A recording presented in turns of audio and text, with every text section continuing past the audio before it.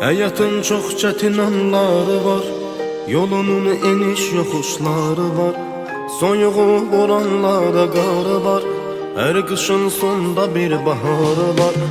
Hayatın çok çetin anları var, yolunun eniş yokuşları var, soyuğu boranları karı var, her kışın sonda bir baharı var.